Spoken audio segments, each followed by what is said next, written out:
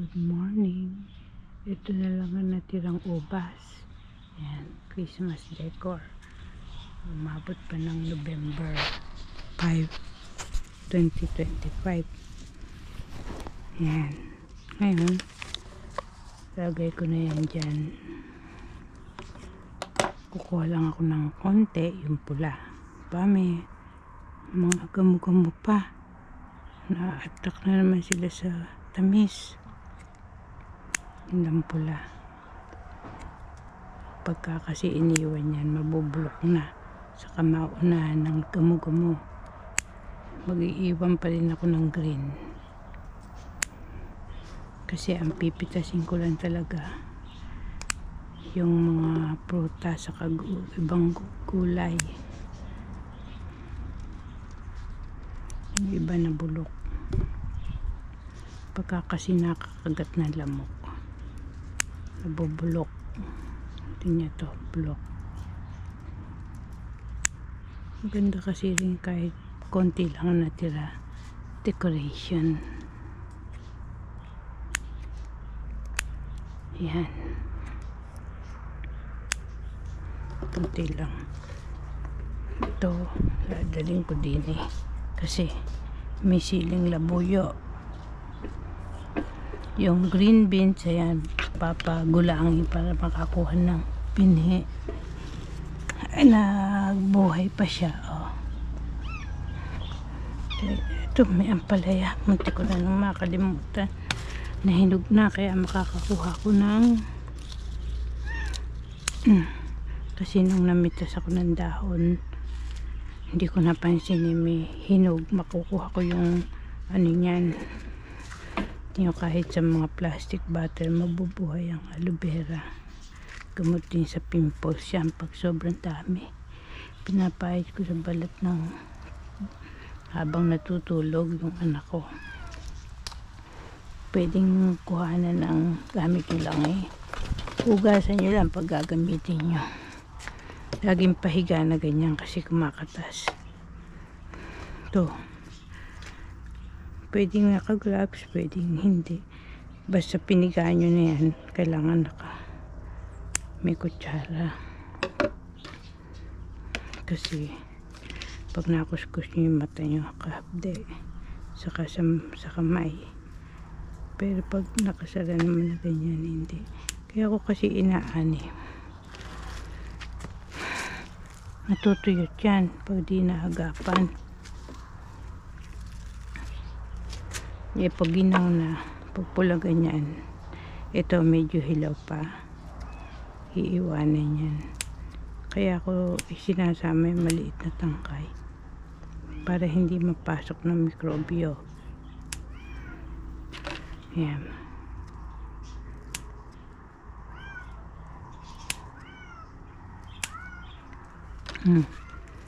Kailangan magtatanim kayo, magtsatsaga. Kasi para yung mga nasa mababang lugar din, hindi sila napabaha kasi yung tubig ulan na kukuha ng mga pananim nyo. Yun namang dahon niya, masarap sa tinola. Yan. Meron din maliliit na siling labuyo. Gusto ko rin itanim yung kaso ito ang nabili sa Island Pacific. Kasi yung Seafood City ayaw magkaroon ng presyo dito. Saka kung meron naman kayo mga ititinda, mag-invest kayo sa iba-ibang bansa para kumikita yung business nyo. Let's say na lang marami kayong kakompetensya sa Pilipinas. Kung nag-business kayo sa iba-ibang lugar, kagaya dito, bihira ang mga Pilipinos to, kaya malaki kinikita ng Island Pacific. Ngayon, gagawin na ako dun sa iwan ko na muna yan. Gagawin ako dun sa iba pang mapag-aanihan. Pagsasamahin ko na to. Ito, kasi lemon na to, hindi pa to hinog. Marami akong naaning kamatis. Ito, kalamansi, suha, ampalaya yan. Marami rin akong aloe vera. May narinig ako na gumaling siya sa stage 4 cancer. Ito, kukuha naman ako dito ng pag-iisahin ko na lang ito. Kukuha ko ng aanihin ko na itong mga birds. Parakeet, Australian parakeet. Aanihin na to kasi nagwi-winter na. Hindi na ito tatagal. Ngayon, sasama ko na yung ano para medyo matagal siya.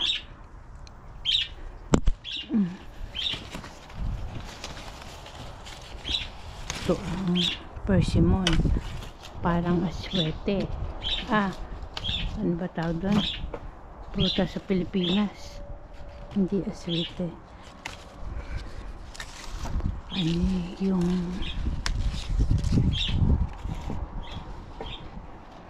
persimmon tawag dito. Malutong siya.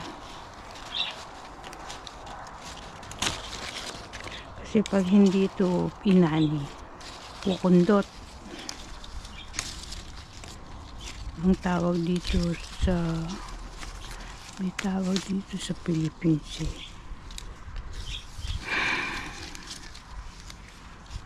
swete, hindi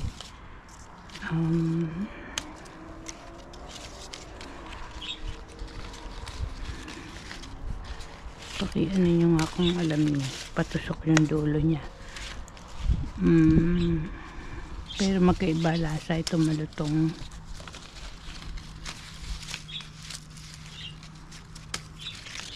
Lagay ko na kasi yung dahon para siyang santol, makapagtira, pero hindi kasi mas malutong to kaya hindi dapat na magtira. Maliit pala yung lalagyan kong nadala, medyo mahuhulog na ako, kailangan iusod yung napuno yung lalagyan. Dati unti-unti lang ang bunga nito, dumami. Pinagtsagaan ko ng dilig ng pinaghugasan ng bigas sa paligid, tapos naglagay din ako ng organic na Miracle Grow Garden Soil, saka syempre alaga ng dilig.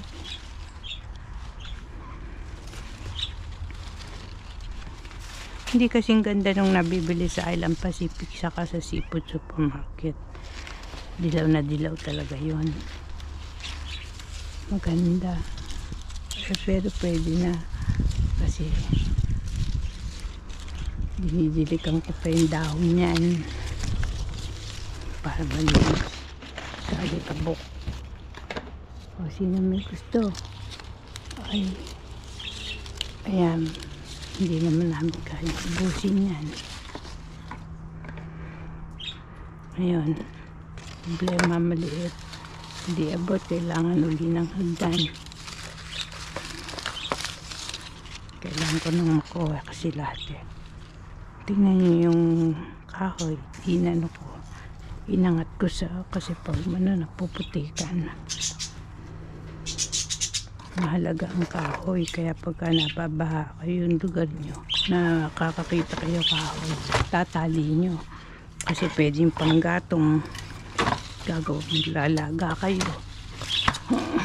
magagamit yung panggatong pag nag-iihaw, pag nagpapausok, o kaya pagka matagal na lutuin, kagaya ng paggagawa ng latek, coconut oil. Malaking bagay lahat ng nakikita nyo na pwedeng pakinabangan, sisinupin nyo pagbili ng bili. Maalis pa bara ng mga para sa lugar nyo, hindi kayo babahain. Pag ganoon, naalis nyo yung mga kahoy pagkatapos ng baha, gagawa ng paraan. Yung mga may palaisaan naman kailangan meron kayong water pump para pagka naglilimas kayo ng pag naglilimas kayo nababatak niya na yung tubig para hindi mapalitan ng tubig ulan. Pag napalitan ng tubig ulan, maraming mabubuhay na alagaan yung isda. Kung may palaisdaan kayo, siyempre kailangan may palaisdaan kayo. Tatanim rin kayo ng gulay. Parang pag nanlalata kayo, may naani kayo. Hindi pwede kasi yung kain palagi sa labas. Siyempre, wala namang minsan kasi pagkakain sa labas, siyempre mani yan, aloe vera. Dito marami pa rin akong aloe vera kasi nakakatakot magkasakit pag may mga sugat-sugat. Doon naman pinarototil ko sa mister ko. Siyempre pag umulan o kaya may mga alagang pusa, yung kapitbahay saka kami, dito na sila dudumi. So pag umulan, mahuhugasan din yan. Pwedeng lagyan uli ng bermuda kasi nag-alis na ako. Ito, pinuhugasan yung buhangin, lalagay sa screen, tapos bobombahin ng water hose, tapos patutuyuin para magamit uli. Doon umiihi ang pusa. Ito yung ubas, kaya lang yung globe, aanihin na rin yan, tatabyasin. Pinarototil ko rin to sa mister ko. Nalis ko na yung bakod, lagay ko muna doon para sa susunod na taon hindi nabibili at wala nang mabiling kawayan dito dahil nagsara ang 99 cents. Baka sa iba mahal na, kaya itatabi ko yan. Ito naman ang kalabasa, gagawa uli ako ng Shanghai na gulay. Hindi ko na hinintay na mag brown kasi baka mabulok. Lalagyan ko carrots, cabbage, saka irarap ko ng lumpia wrapper. May mga lumpiang wrapper na malapsa, yung mamahalin yun ang matibay, yung murahin sa Island Pacific madaling mapunit, kaya para hindi masayang ang pera nyo, yung medyo mahal na ang gamitin yung pang wrapper kasi laging yung mumurahin kasi madaling siyang mapunit. Ganito kasi dito, pag kahit damuhan nyo ng damuhan, laging may damo. Yung iba ata nag-i-spray sila ng ano para hindi madamo, kaya na magastos yun, saka mai-inhale. Ito naman mabango, rosemary leaves. Nagkupit kasi yung mister ko, yan yung mga sumobra, lalagay ko sa siga. Ayan, pag nilaga nyo yan, yung press ng rosemary leaves, pag nahihirapan kayong huminga, nakakatulong din. Pag may lagnat kayo, if you have fever, you have to do the water vapor therapy. Hot water, boiling water, you have to use boiling water. You have to paste the boiling water in a cooking, place it in a cooking pot or frying pan. Make sure you put a space in front of your facing it, put a space, close, and then use a nylon sweater or please blanket to cover your head so the steam of the boiling water will not escape from the site. So when you do the water vapor therapy, you have to close your eyes, open your mouth so the steam will go inside your lungs. So you do the inhale, exhale. You can also do the deep inhale, so the steam will goes up to the smallest parts of your lungs, and then when it goes there, it will release from your body, from your sweat pores or skin pores. It will release perspiration.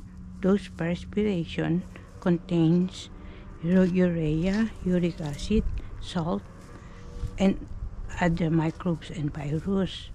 That's why when you feel you will be relieved and your fever will disappear. If you have colds, runny nose, you can also do the hot water vapor therapy. All you need is to put one big slice of big onion. Any colors will do as long as it's onion. And then do the same thing as I told you.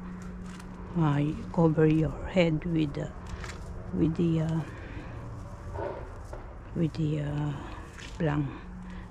blanket or nylon jacket, so the steam will not escape from the sides, and it goes straight to your lungs or to your mouth, up to the throat. If you have a lot of grease attached to the internal walls of your throat, it will melt because you are using hot water vapor therapy. If you are using cold water, it will not be effective. So make sure it is very, very hot. That's why you have to put a space so you will not burn your face. Sa paggagawa ng hot water vapor therapy o yung kulong tubig na nilagyan ng isang kutsarang asin, salt, 1 tablespoon of salt, isang kutsarang asin, tapos kulo, kailangan mainit talaga, kung mga kalahating palanggana o ganun karami, or huwag nyo naman punuin ng palanggana, delikado. Yuyuko kayo, tatakpan nyo yung ulo nyo ng kumot na fleece or nylon jacket, tapos tatakpan nyo, tapos mag-create kayo ng space, may puwang para hindi kayo mapasok. Sara nyo yung mata nyo, bukan yung bibig nyo para pumasok yung tubig na mainit, na may asin. Kapag may lagnat lang. Tapos huminga kayo ng malalim, huminga kayo ng normal, hanggang sa pagpawisan kayo, mawala na yung lagnat nyo. Ngayon kung may sipon naman kayo, ganun din, tubig na kulong tubig na may asin, na may hiniwang malaking sibuyas, kahit anong kulay. Mag-ano kayo, suob ang tawag sa Pilipino, Tagalog. Pag nagsuob kayo, may sipon kayo, lagyan sibuyas, tapos hintayin yung pagpawisan kayo hanggang sa mawala yung sipon nyo. Ngayon, kung saan kayo madalas nakaupo, natutulog, doon nyo ilagay yung lumamig na tubig na may asin, na may sibuyas. Hintayin nyo magkaroon ng amag bago nyo itatapon, kasi sumisip-sip siya ng mga mikrobyo, kaya aamagin nyo, tatapon nyo na. Ngayon, tiyakin nyo rin yung unang ginagamit nyo, nilalaban din, kasi yung tulong laway na yung mikrobyo yun, doon nagtatago ang maraming dust mite, kaya dumadami ang pimples. Yun naman, yung pagdami ng pimples, nakakaskas, kaya yung mikrobyo kumakalat sa balat. Kaya yun ang only remedy sa anak ko, pag natutulog, itong katas na to, hinihiwa ko yung sa gilid, tapos nalagyan ko ng asin, kakaskas ko sa mukha ng anak ko. Ako naman, si Esther naman, nung nagkasugat, nung pinakita sa akin, marami na siyang sugat. Makati daw, pinangkaskas ko, katas ng aloe vera na may asin. Ayan, ganito. Pag meron kayong mga street sweeper, ayan, may brush yan. Yan, nililinis niya yung mga gilid. Yan, oh. Pagka ganyang may mga gamit, maginhawa. Tiyo, nagbabati pa yung mga iyon pagka nakita kayo. Friendly. Ganun kasi. pagka nagagamit yung pera sa makabuluhang bagay, naiiwasan niyang corruption. Oh. Ayan na nga.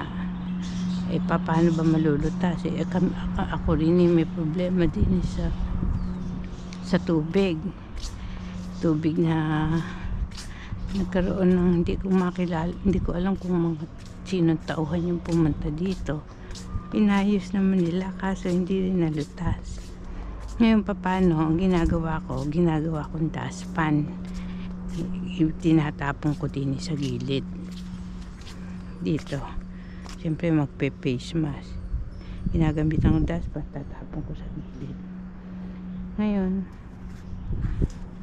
kung may imburnal sa lugar nyo, paggagamitan nyo ng water pump pandilig sa yung tuyong mga puno sa mga highway.